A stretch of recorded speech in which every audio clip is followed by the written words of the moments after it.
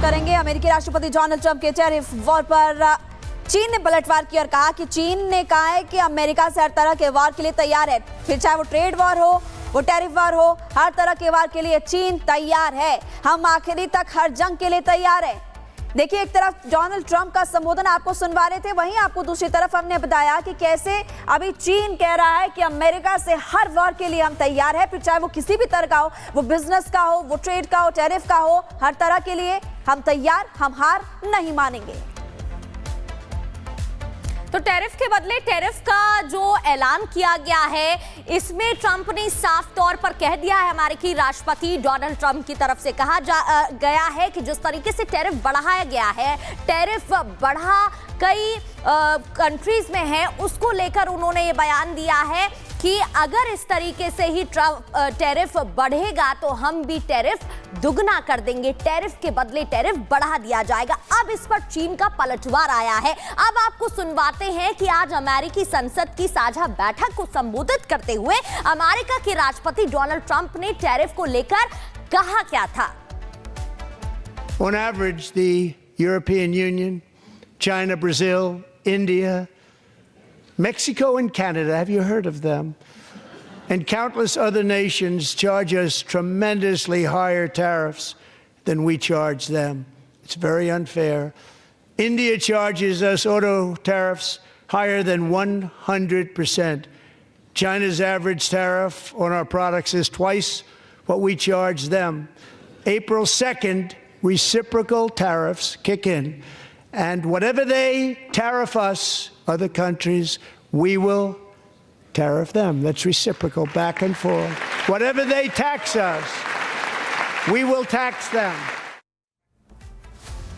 और इसी बीच आपको इस वक्त एक बड़ी खबर बता दें, महाराष्ट्र विधानसभा से सस्पेंड हो सकते हैं अबू आजमी, बजट सत्र से निलंबित हो सकते हैं अबू आजमी। बड़ी खबर आपको बता रहे हैं, औरंगजेब को लेकर टिप्पणी की थी और इसके बाद से ही लगातार उन पर कार्रवाई की तलवार लटक रही थी, उन पर कार्रवाई की मांग उठाई जा रही थी। और अब ये बड़ी खबर आपको बता रहे हैं कि थोड़ी देर में सदन में घोषणा की संभावना है और ऐसे में सपा नेता अबू आजमी का निलंबन तय माना जा रहा है। सूत्रों के हवाले से भी जानकारी आपको दे रहे हैं, बजट सत्र से निलंबित हो सकते हैं अबू आजमी, बजट सत्र के लिए भी वो निलंबित हो सकते हैं और विधानसभा से भी सस्पेंड हो सकते हैं। बहुत बड़ी खबर इस वक्त महाराष्ट्र विधानसभा, महाराष्ट्र की सियासत से जुड़ी हुई।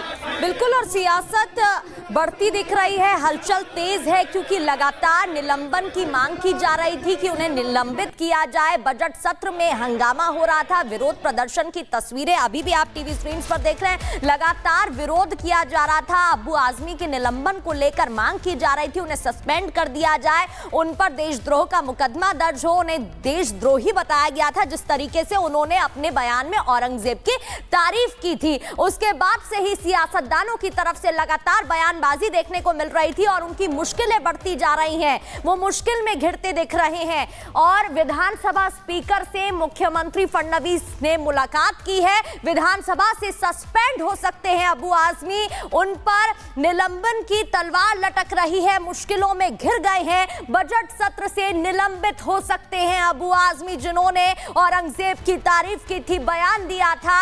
और विधानसभा स्पीकर से मुख्यमंत्री फडणवीस की मुलाकात हुई है, मुख्यमंत्री फडणवीस की तरफ से भी बयान सामने आया था, जिस तरीके का बयान दिया गया है उसे निंदनीय बताया था। डिप्यूटी सीएम एकनाथ शिंदे ने भी इसका विरोध किया और औरंगजेब को महान शासक बताया था। वैसे में गिरफ्तारी की तलवार को, निलंबन की तलवार यहां पर लटक रही है, औरंगजेब से प्यार, निलंबन की तलवार। आपको बता दें, सपा नेता अबू आजमी पर निलंबन की तलवार लटक रही है। थोड़ी देर में इसके बारे में अब ये भी बताया जा रहा है कि संभावना है कि जल्दी फैसला हो जाएगा।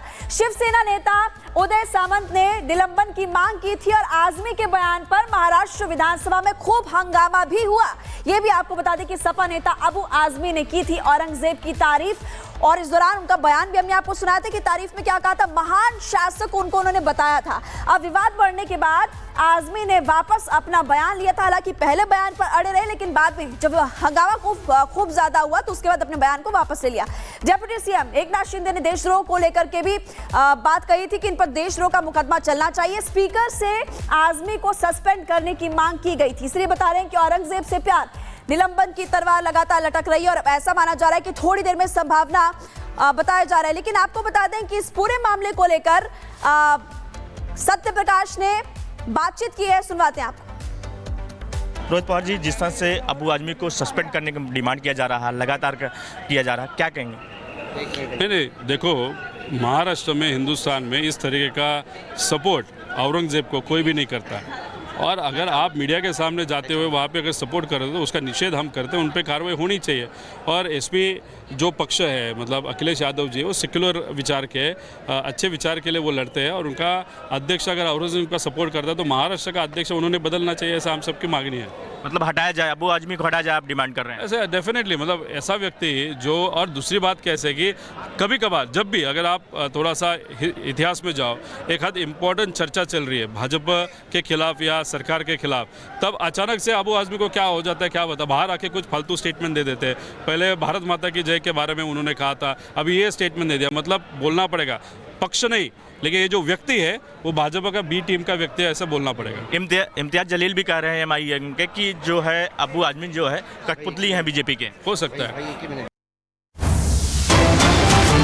और इस बीच बड़ी खबर, बीएसपी के नेशनल कोऑर्डिनेटर पद से आनंद कुमार हटाए गए हैं। आनंद कुमार नेशनल कोऑर्डिनेटर पद से हटाए गए। मायावती ने आनंद कुमार को पद से हटा दिया है। रणधीर बेनीवाल को नया नेशनल कोऑर्डिनेटर बनाया गया है। राष्ट्रीय उपाध्यक्ष पद पर आनंद कुमार हालांकि बने रहेंगे। 3 मार्च को आनंद को नेशनल कोऑर्डिनेटर बनाया गया था।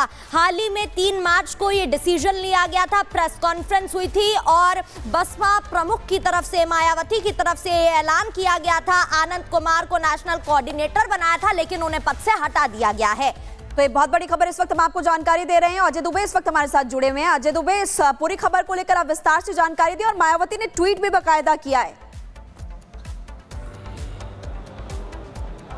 अब बिल्कुल देखिए, बसपा में जारी महासंग्राम में एक नया चैप्टर है। और क्या ये ऐच्छिक, जैसा कि उस ट्वीट में मायावती जिक्र कर रही हैं कि उनकी इच्छा है कि जो पूर्व पद था राष्ट्रीय उपाध्यक्ष का, उस पद पर वो बने रहेंगे, सहयोगी बने रहेंगे, तो क्या ये ऐच्छिक तौर पर हो रहा है, या फिर जो आकाश आनंद को घरेलू पारिवारिक कलह के चलते जो पिछले फैसले लिए गए, उसी कड़ी में आकाश आनंद और उनके भाई जो आकाश आनंद के पिता हैं, उनकी भी ताकत को पार्टी में कम करने के लिए जो पद उन्हें दिया गया था, उस पद से नीचे उतारा जा रहा है। तो तमाम पॉलिटिकल गलियारों में इस विषय को लेकर चर्चा लगातार जारी है। लेकिन बसपा में जो भविष्य है बसपा का, मायावती की बात की, राजनीति के भविष्य की बात अगर की जाए तो उस भविष्य को लेकर अधर की स्थिति बनी हुई दिखाई दे रही है। जिस तरीके से आकाश आनंद को एक तरीके से फ्यूचर माना जा रहा था, एक तरीके से जो नेक्स्ट जनरेशन बसपा की पॉलिटिक्स होगी और जो पॉलिटिकल स्टेटमेंट्स वो दे रहे थे, उससे अंदाजा लगाया जा रहा था कि ये उत्तराधिकारी होंगे। लेकिन मायावती ने सीधे तौर पर उत्तराधिकारी नहीं होंगे ये तो कहा ही कहा, लेकिन उनके पिता को जो एक मजबूत पद दिया था उसे भी वापस ले लिया है और पूर्व पद जो था उस पर ही वो बने रहेंगे।